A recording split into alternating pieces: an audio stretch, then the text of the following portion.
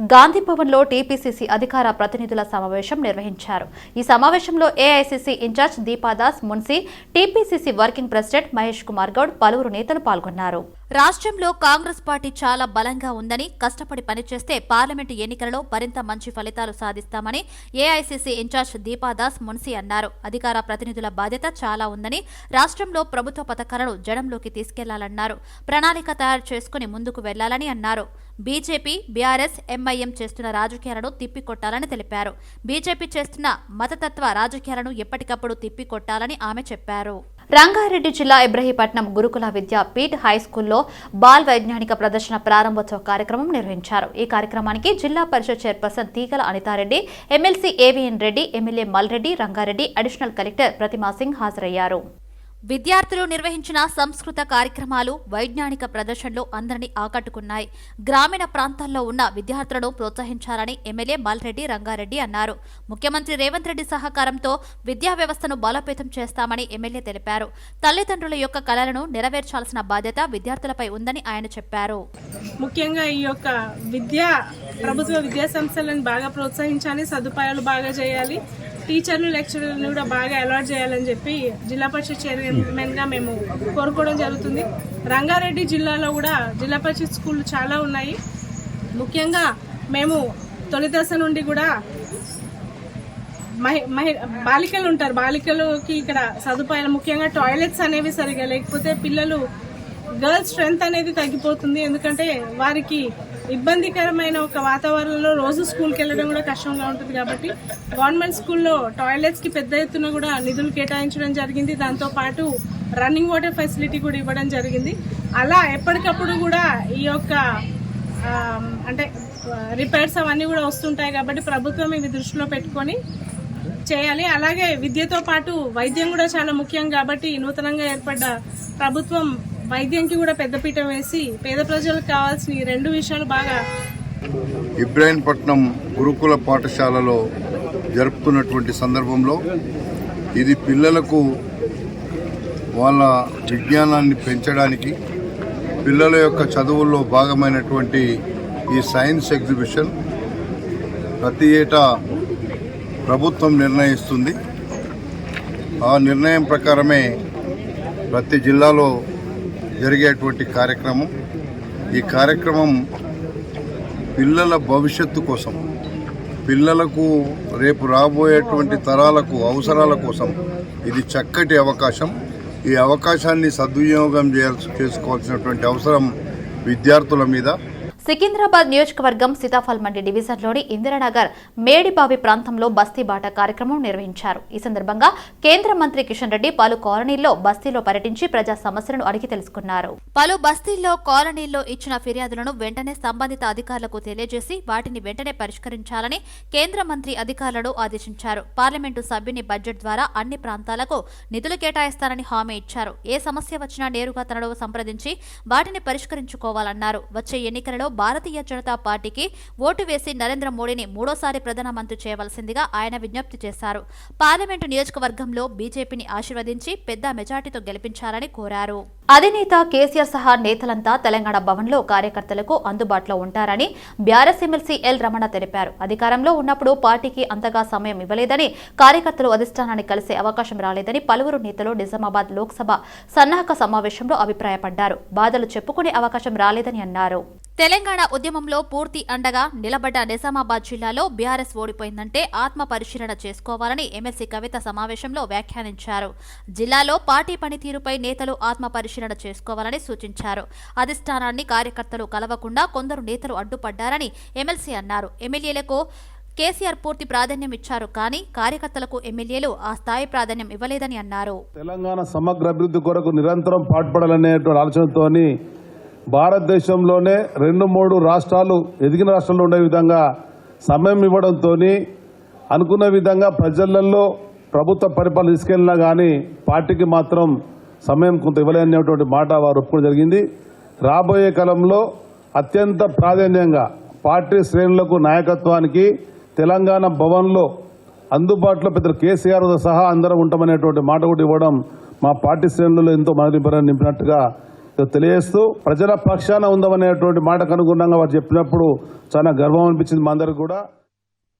ప్రభుత్వం అంటే ప్రజల సమస్యలు పరిష్కరించడమని తెలంగాణ జన సమితి రాష్ట్ర అధ్యక్షుడు కోదండరాం అన్నారు.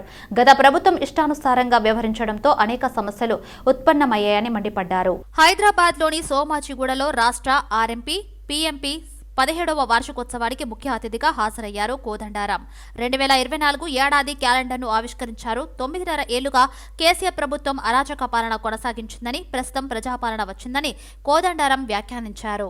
రాజ్యాంగబద్ధమైన అధికారం ఏర్పడితే ఆ అధికారం నియమాల ప్రకారం పనిచేస్తుంది. అప్పుడు మనకు అర్థమవుతుంది ఈ పద్ధతిలో మనం వ్యవహరిస్తే మనకు న్యాయం జరుగుతుంది, ఇది తప్పు ఇది ఒప్పు అనేది ఆ రాజ్యాంగ ప్రకారం మనకు తెలుస్తుంది. కాబట్టి దాని ప్రకారం మనం వ్యవహరించవచ్చు, దాని ప్రకారం ప్రభుత్వాలు నిర్ణయాలు చేయాలి. 9.5 సంవత్సరాల పాటు రాష్ట్రంలో జరిగింది అదే. రాజ్యాంగబద్ధంగా వ్యవహరించవలసిన అధికారం రాజ్యాంగాన్ని పక్కన పెట్టి తన ఇష్టానుసారంగా అధికారాన్ని చెలాయించటం ప్రారంభించింది. దాని ప్రభావం కాళేశ్వరంలో చూసినాం. ఒక చట్టబద్ధమైన ప్రజాస్వామికమైన పాలనను సాధించుకునే దిశలో ఇవాళ ఒక ప్రయత్నం అయితే జరుగుతున్నది.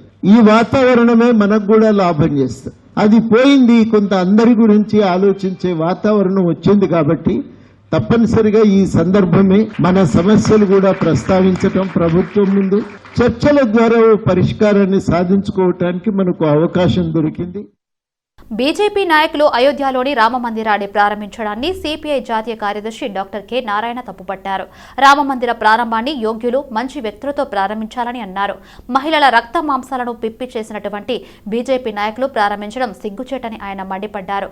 బిల్కిస్ బాను అత్యాచార ఘటన దేశవ్యాప్తంగా సంచలనం సృష్టించిందని తెలిపారు. అయోధ్యలో రామాలయాన్ని ప్రారంభించడం బీజేపీకి ఏమీ నైతిక హక్కు ఉందని నారాయణ అన్నారు. బిల్కిస్ బాను ఉదంతం దేశవ్యాప్తంగా సంచలనం అయిపోయింది. ఒకవైపు రేపు పాల్గొన్న వాళ్ళని క్షమాభిక్ష పెట్టి పంపించేసినటువంటి ప్రభుత్వం, వాళ్ళు ఈ బీజేపీ వాళ్ళే అయోధ్యకు పోయి రామాలయ ప్రారంభోత్సవం చేస్తారు. రామాలయ ప్రారంభం అనేది ఒక ఈవెంట్ ఆలోచిస్తారు. ఎలాంటి రక్తసిక్త హస్తాలతోటి గుజరాత్ నుంచి వెళ్ళి వీళ్ళు అయోధ్యలో పోయి రామాలయం ప్రారంభించుంటే ఎంతగానో సిటీ చేయడం కావాలందా? రేపిస్టులకి సత్ప్రభుత్వం మీద ఆధారపడి విడుదల చేస్తారా? సుప్రీంకోర్టు పట్టించుకుంటే తప్ప ఇంత గీత లేకుండా పోయింది. వీడికి ఏం నైతిక హక్కు ఉందని అయోధ్యలో పోయి రామాలయాన్ని ప్రారంభించడానికి? అందువల్ల ఒక మహిళల యొక్క రక్త మాంసాన్ని పిప్పి చేసేటువంటి రక్తకేస్త హస్తాలతోటి బీజేపీ అయోధ్యకు పోయి రామాలయాన్ని ఓపెన్ చేయడం అంటే అంతకన్నా మేము సిగ్గు చేయడం కోట్లేదు. ఆ రామాలయ పవిత్రతకే అవమానకం లెక్క. గ్రేటర్ హైదరాబాద్ నగర డిప్యూటీ మేయర్ మోతే శ్రీలత శోభన్ రెడ్డి తార్నాకాలోని క్యాంప్ కార్యాలయం వద్ద శానిటేషన్ సిబ్బందులకు పీపీఈ కిట్లను, వ్యక్తిగత సంరక్షణ సామగ్రిని పంపిణీ చేశారు. హైదరాబాద్ నగరాన్ని పారిశుద్ధ కార్మికులు సూర్యోదయం కంటే ముందే వేకువజామున నగరాన్ని అనునిత్యం శుభ్రపరుస్తూ ప్రజల ఆరోగ్యాన్ని కాపాడుతున్న కార్మికులు అభినందనీయులన్నారు డిప్యూటీ మేయర్. ప్రజలు సహకరిస్తూ చెత్తను ఎక్కడ పడితే అక్కడ వేయకుండా డస్ట్బిన్లను ఉపయోగించాలని డిప్యూటీ మేయర్ మోతే శ్రీలత కోరారు. ప్రజలు పరిశుభ్రమైన వాతావరణంలో ఆరోగ్యవంతమైన జీవితం గడిపేందుకు నిరంతరం పనిచేస్తున్న కార్మికులు ఆరోగ్యాన్ని దృష్టిలో పెట్టుకుని వాటికి మాస్కులు, కొబ్బరి నూనె, షూస్, శానిటైజర్తో కూడిన కిట్లను అందజేశారు. మేడ్చల్ జిల్లా మేడిపల్లి మండలం పర్వతాపూర్లో డబుల్ బెడ్రూమ్స్ పొందిన లబ్ధిదారులు తహసీల్దార్ కార్యాలయం ముందు రిలే నిరాహార దీక్షలు చేపట్టారు.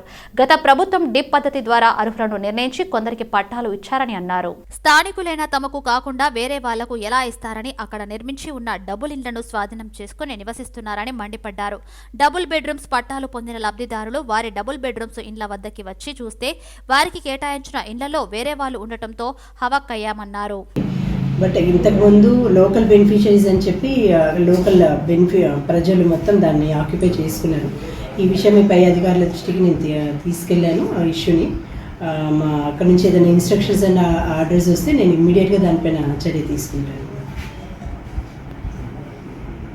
లెటర్ పెట్టాను, ఇచ్చారు. దానిపైన మళ్ళీ నేను మీటింగ్స్ నడుస్తున్నాయి. యాక్చువల్లీ లాస్ట్ గత 29 గత నెలలో ఒక వారం ప్రజాపాలన స్టార్ట్ అయ్యేసరికి మీటింగ్ పోస్ట్పోన్ అయింది. మళ్ళీ ఇంకొకసారి డీటెయిల్ క్లియర్ ఇన్స్ట్రక్షన్స్ తీసుకుందామని వేచి చూశాను. ఈసారి నేను ఖచ్చితంగా దీనిపైన యాక్షన్ తీసుకుంటాను. కరెక్ట్ మెంబర్స్ అని నేను ఎట్లా చెప్తానంటే, ఇంతకుముందు డ్యూ టు ప్రొసీజర్ ఆఫ్ మొత్తం డ్రాన్ లాటరీ సిస్టమ్ ద్వారా మేము వచ్చి తీసుకున్నాం. ఎంఆర్ఓ గారు ఇచ్చిపోయారు, కొత్త ఎంఆర్ఓ. మేము అక్కడికి వెళ్తే మమ్మల్ని రాణిస్తలేరు. కొట్టలికి వస్తున్నారు. మీ క్యాండిడే డబల్ బెడ్రూమ్ ఎందుకే రాపించుకోకపోతే మా ఊరికి సంబంధం అని అక్కడ స్థానిక నివాసులు దాంట్లో డబల్ బెడ్రూమ్లో ఇల్లు మమ్మల్ని రాణిస్తలేదు. వాళ్ళు వెంటనే ఖాళీ చేపించి మా ఇల్లు మాకు ఇవ్వాలని మేము ఎంఆర్ఓ గారిని కోరుతున్నాము. మేము అందరినీ అడిగినాము. అందరిని అడిగినా ఎవ్వరు మాకు సమాధానం చెప్తలేరు. కలెక్టర్ ఆర్డర్ కూడా తెచ్చుకున్నాము. కలెక్టర్ ఆర్డర్ కూడా ఎంఆర్ఓకి వచ్చింది. బిఎన్ రెడ్డి నగర్ డివిజన్ పరిధిలోని శానిటేషన్ డిపార్ట్మెంట్ ఆధ్వర్యంలో షాపుకి చెత్త సేకరణ కార్యక్రమం నిర్వహించారు. ఈ కార్యక్రమంలో డివిజన్ జిహెచ్ఎంసీ కార్పొరేటర్ మొద్దు లచ్చిరెడ్డి పాల్గొన్నారు. ఈ సందర్భంగా ప్రతి షాపులోనూ తడి చెత్త, పొడి చెత్త వేర్వేరు చెత్త డబ్బాల్లోనే వేయాలని కార్పొరేటర్ అన్నారు. బయట ఎక్కడా పడేయకుండా దుకాణం వద్దకు వచ్చే చెత్త రిక్షాలో వేయాలని దుకాణం యాజమాన్లకు సూచించారు. ఈ కార్యక్రమంలో డివిజన్ వర్కింగ్ ప్రెసిడెంట్ విష్ణువర్ధన్ రావు, నాయకులు పవన్ రెడ్డి, కౌశిక్, జిహెచ్ఎంసీ ఎస్ఎస్ అజీముద్దీన్ తదితరులు పాల్గొన్నారు. కేంద్రంలో ఉన్న బీజేపీ ప్రభుత్వం నూతన విద్యా విధానాన్ని తీసుకొచ్చిందని ఏఐఎస్ఎఫ్ ఓయూ కార్యదర్శి నెల్లి సత్య అన్నారు. దేశవ్యాప్తంగా ఉన్న ఎస్సీ, ఎస్టీ మైనార్టీలను ఉన్నత విద్యకు దూరం చేసే కుట్ర చేస్తుందని మండిపడ్డారు. ఈ కార్యక్రమాన్ని ఓయూలో నిర్వహించారు. దేశవ్యాప్తంగా అన్ని విశ్వవిద్యాలయాల్లో ఉన్న టీచింగ్, నాన్ టీచింగ్ పోస్టులను భర్తీ చేయాలని ఏఐఎస్ఎఫ్ ఓయూ కార్యదర్శి నెల్లి సత్య కోరారు. అలాగే అన్ని ప్రభుత్వ విశ్వవిద్యాలయాల్లో స్టూడెంట్ ఎలక్షన్ నిర్వహించాలని డిమాండ్ చేశారు. ఈ యొక్క పార్లమెంటు మార్చ్ నిర్వహించడానికి గల కారణం ఏంటంటే ఈరోజు బీజేపీ అధికారంలోకి వచ్చి 10 సంవత్సరాలు అవుతుంది. 10 సంవత్సరాల నుంచి కూడా ఈరోజు న్యూ ఎడ్యుకేషన్ పాలసీ తీసుకొచ్చి ఈరోజు దేశవ్యాప్తంగా ఉన్నటువంటి ఎస్సీ, ఎస్టీ, బీసీ, మైనారిటీ వర్గాల విద్యార్థులను ఉన్నత విద్యకు దూరం చేసి కుట్ర చేస్తుంది కాబట్టి దాన్ని మేము వ్యతిరేకిస్తున్నాం. అదేవిధంగా దేశవ్యాప్తంగా ఉన్నటువంటి అన్ని విశ్వవిద్యాలయాల్లో ఉన్నటువంటి టీచింగ్, నాన్ టీచింగ్ పోస్టులను భర్తీ చేయాలని చెప్పేసి ఈరోజు మేము డిమాండ్ చేస్తూ ఉన్నాం. అదేవిధంగా దేశవ్యాప్తంగా అన్ని ప్రభుత్వ విశ్వవిద్యాలయాల్లో స్టూడెంట్ ఎలక్షన్స్ నిర్వహించి స్టూడెంట్ యొక్క ఏదైతే ప్రజాస్వామ్య హక్కు ఉందో దాన్ని కూడా ఉండాలని చెప్పేసి మేము ఈరోజు డిమాండ్ చేస్తూ ఉన్నాం. అదేవిధంగా ఈరోజు న్యూ ఎడ్యుకేషన్ పాలసీ ద్వారా ఈ యొక్క మొత్తంగా రిజర్వేషన్ మొత్తాన్ని తీసివేసి అదేవిధంగా ప్రైవేట్ విశ్వవిద్యాలయాల్లో కూడా ఈరోజు ఈ యొక్క రిజర్వేషన్ను అమలు చేయాలని చెప్పేసి మేము ఈరోజు డిమాండ్ చేస్తా ఉన్నాం. అదేవిధంగా Bhagat Singh national employment guarantee scheme ద్వారా ఈ యొక్క ఎవరైతే విద్యను పొందుతారో కాబట్టి అందరికీ ఉద్యోగాలు కల్పించాల్సిందిగా కూడా మేము డిమాండ్ చేస్తా ఉన్నాం. కాబట్టి ఈ యొక్క బీజేపీ ఏదైతే మతోన్మాద భావజాలాన్ని విద్యార్థులపైన రుద్దుతుందో, అదేవిధంగా ఈ యొక్క పాఠ్య పుస్తకాలలో సావర్కర్, అదేవిధంగా దీన్ దయాళ్ ఉపాధ్యాయ లాంటి వ్యక్తుల యొక్క పాఠాలను తీసుకొచ్చి ఈరోజు విద్యార్థుల యొక్క మైండ్లలో ఈరోజు మతతత్వ భావజాలాన్ని నెట్టిస్తుంది కాబట్టి మేము దాన్ని వ్యతిరేకిస్తున్నాం. ఫార్ములా ఈ కార్ రేసింగ్ కు సంబంధించిన వ్యవహారంలో ఐఏఎస్ అరవింద్ కుమార్ కు తెలంగాణ ప్రభుత్వం మెమో జారీ చేసింది. ఫార్ములా ఈ రేస్ కు సంబంధించిన ఒప్పందంలోని కొన్ని అంశాలపై పూర్తి వివరణ ఇవ్వాలని అరవింద్ కుమార్ కు ప్రభుత్వం మెమో ఇచ్చింది. ఫార్ములా ఈతో త్రైపాక్షిక లాంగ్ ఫారం ఒప్పందం ఎందుకు నమోదు చేశారో తెలపాలని అరవింద్ కుమార్ ను వివరణ ఇవ్వాలని ఆదేశించింది. ప్రభుత్వ అనుమతి లేకుండా 54 కోట్లను హెచ్ఎండిఏ నుంచి ఫార్ములా ఈ రేసుకు బదిలీ చేశారని ఆరోపణలు అరవింద్ కుమార్ పై ఉన్నాయి. హైదరాబాద్ లో ఫార్ములా ఈ కార్ రేసింగ్ పోటీలను రద్దు చేసినట్లు ఇటీవల ఫార్ములా ఈ ఆపరేషన్స్ ప్రకటించింది. ఫిబ్రవరి 10వ తేదీన నెక్లెస్ రోడ్ స్ట్రీట్ సర్క్యూట్లోని నిర్వహించాల్సిన ఈ అంతర్జాతీయ పోటీలపై తెలంగాణ ప్రభుత్వం నుంచి ఇప్పటి వరకు ఎలాంటి స్పందన లేకపోవడంతో ఈ నిర్ణయం తీసుకున్నట్లు పేర్కొంది. కామారెడ్డిలో 12,500 రూపాయలు లంచం తీసుకుంటూ ట్రాన్స్కో అసిస్టెంట్ ఇంజనీర్ రాజు అవినీతి శాఖకు చిక్కారు. విద్యుత్ శాఖలో వాహనాల అద్దె విషయంలో గుత్తదారికి నెల ఇచ్చే డబ్బుల విషయంలో వాహనం డ్రైవర్ ఏసీపీ అధికారులకు ఆశ్రయించారు. పథకం ప్రకారం జిల్లా కేంద్రంలోని ఓ జిరాక్స్ కేంద్రంలో 12,500 రూపాయలు ఇవ్వగా అతని వద్ద నుంచి నగదు స్వాధీనం చేసుకుని కేసు నమోదు చేసి దర్యాప్తు చేస్తున్నట్టు అధికారులు వెల్లడించారు. అసిస్టెంట్ ఇంజనీర్ గారు ఉన్నారు. ఆయన ఏంటంటే ఇక్కడ ప్రాసెస్ చేసి ఆ యొక్క బిల్స్ ని ఫార్వర్డ్ చేయాలి పైన అథారిటీస్ కి శాంక్షనింగ్ కోసం. అది ప్రాసెస్ చేసి ఫార్వర్డ్ చేయడానికి ఆయన ప్రతి ఒక్క బిల్లుకి 3,000 రూపాయలు చొప్పున ఆయన డిమాండ్ చేయడం జరుగుతుంది. ఆల్మోస్ట్ ఒక 3 బిల్స్ ఉన్నాయి, 9,000 రూపాయలు. పాతది ఒక బిల్లు అది పాస్ చేసినందుకు 3,500 రూపాయలు, టోటల్గా 12,500 రూపాయలు ఇవ్వాలని చెప్పేసి ఇతను డిమాండ్ చేయడం జరిగింది. ఆ డిమాండ్ ప్రకారము మా దగ్గరకు వచ్చి కంప్లైంట్ చేసినట్టు ఇట్లా సరే అని చెప్పేసి ఆ యొక్క పిటిషన్ మేము తీసుకొని కేసుగా నమోదు చేసుకొని ఈరోజు 12,500 రూపాయలు అతను తీసుకొని ఇక్కడ రావడం జరిగింది. ఇతనికి ఫోన్ చేసి చెప్తే నేను ఇట్లా జిరాక్స్ సెంటర్ అవుతుంది అక్కడ అతనికి ఇచ్చేసేయి, నేను తీసుకుంటాను అతని దగ్గర నుంచి అని చెప్పాడు. ఇతనికి చాలా క్లోజ్ ఫ్రెండ్, ప్రతి దాంట్లో ఇతనికి సహాయం చేస్తున్నట్టు తెలిసింది. సో అతని దగ్గరికి వెళ్ళి ఇతను ఇస్తుండగా రెడ్ హ్యాండెడ్గా మేము పట్టుకోవడం జరిగింది. దాని తర్వాత ఇతను కూడా అదుపులోకి తీసుకోవడం జరిగింది. సంక్రాంతి పండుగ సందర్భంగా ఊరికి వెళ్లే ప్రజలు అప్రమత్తంగా ఉండాలని సూచించారు కూకట్పల్లి ఏసీపీ శివభాస్కర్. కూకట్పల్లి ఏసీపీ పరిధిలోని కూకట్పల్లి, కేపీహెచ్పీ, బాచుపల్లి పోలీస్ స్టేషన్ల పరిధిలో సంక్రాంతి పండుగ నేపథ్యంలో పోలీస్ పహారా మరింత పెంచుతున్నామని ఆయన తెలిపారు. దీనికి అనుగుణంగా ప్రజలు సైతం తమకు సహకరించాలని కోరారు. ఊరికి వెళ్లే ప్రజలు ఇంట్లో ఉన్న నగదు, బంగారు ఆభరణాలు, విలువైన వస్తువులను తమ వెంట తీసుకుని వెళ్లాలని లేదా బ్యాంక్ లాకర్లోనైనా దాచిపెట్టుకోవాలని కూకట్పల్లి ఏసీపీ శివభాస్కర్ సూచించారు. ఊరికి వెళ్లే సమయంలో ప్రజలు ఎటువంటి జాగ్రత్తలు పాటించాలి అనే దానిపై పోస్టర్ను విడుదల చేశారు. ఊరికి వెళ్లే ప్రజలు సంబంధిత స్థానిక పోలీస్ స్టేషన్లో తప్పకుండా తెలియచేయాలని ఆయన కోరారు.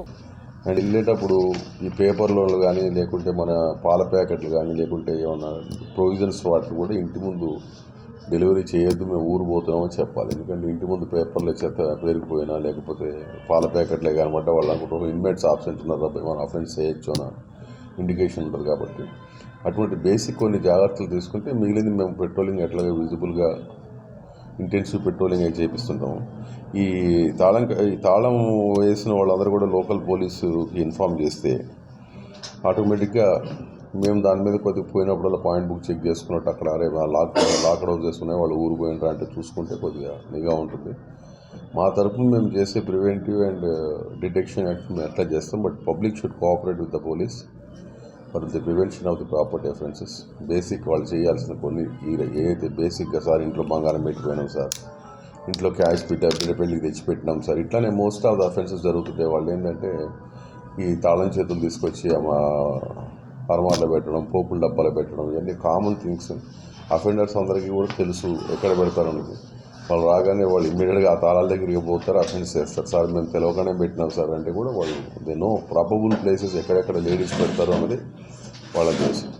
ఈ బేసిక్ జాగ్రత్తలు తీసుకోవాలి. ఎస్పెషల్లీ చుట్టుపక్కల నైబర్స్ కూడా ఒకవేళ ఉంటే వాళ్ళు పోకుంటే ఊరు పోకుంటే వాళ్ళకి చెప్పి కొద్దిగా మేము బయటకు వెళ్తున్నాం సార్ చూస్తున్నానని చెప్పి. సంక్రాంతి పండుగ సందర్భంగా కొమరంభీం ఆసిఫాబాద్ జిల్లా వాంకిడి మండలం ఏజెన్సీ ప్రాంతంలో కోడి పందాలు జోరుగా జరుగుతున్నాయి. పోలీస్ అధికారుల హెచ్చరికలను బేఖతారు చేస్తూ వెల్గి గ్రామ పంచాయతీ శివార్లోని ఖాళీ స్థలాల్లో పందాలు ఏర్పాటు చేశారు. కోళ్ల యాజమానులతో పాటు పలు గ్రామాలకు చెందిన వ్యక్తులు కూడా పందేలు కాశారు. ఈ సందర్భంగా పెద్ద మొత్తంలో నగదు చేతులు మారింది. అయితే కోడి పందేలు ఒకచోట కాకుండా పలు చోట్ల నిర్వహిస్తున్నట్లు తెలుస్తుంది. మండలంలోని కేడేగాం గ్రామం అటవీ ప్రాంతం కావడంతో గట్టు వెంబడి పొలాలను అడ్డుగా చేసుకుని నిర్వాహకులు కోడి పందాలు నిర్వహిస్తున్నారు. యువతను టార్గెట్ చేసుకుని సులభంగా డబ్బు సంపాదించాలన్న లక్ష్యంతో రాజస్థాన్ ముఠా కార్లలో గంజాయిని తరలిస్తుండగా బోయినపల్లి పోలీసులకు చిక్కారు. నార్త్ జోన్ టాస్క్ ఫోర్స్ పోలీసులు బోయినపల్లి పోలీసులు సంయుక్తంగా దాడులు నిర్వహించి గంజాయి ముఠాను పట్టుకున్నారు. రాజమండ్రి నుండి 2 వాహనాలలో గంజాయిని తరలిస్తున్నారన్న పక్కా సమాచారంతో పోలీసులు దాడులు నిర్వహించారు. బోయినపల్లిలోని డైమండ్ పాయింట్ హోటల్ సమీపంలో 2 కార్లలో గంజాయి లభ్యమైనట్లు ఉత్తర మండల అదనపు డీసీపీ మధుసూదనరావు తెలిపారు. నిందితుల నుండి 32 లక్షల విలువైన 130 కేజీల నిషేధిత గంజాయితో పాటు 2 కార్లు, 3 సెల్ ఫోన్లు స్వాధీనం చేసుకున్నట్లు వెల్లడించారు. నిందితులపై కేసు నమోదు చేసి రిమాండ్కు తరలించారు. వాళ్ళు రాజమండ్రిలో ప్రొక్యూర్ చేసి రాజమండ్రిలో అక్కడ రంజన్ అనే వ్యక్తి దగ్గర కొనుగోలు చేసి అక్కడి నుంచి మేడ్చల్లు తర్వాత హైదరాబాద్ ప్రాంతంలో వీటిని ఎక్కువ ధరకు అమ్మడానికి తీసుకొని వస్తుండగా పట్టుకోవడం జరిగింది. అందులో ఆ 2 కార్లలో 3 వ్యక్తులు వాళ్ళు అక్కడి నుంచి రాజమండ్రి నుంచి తీసుకొస్తూ దొరికారు.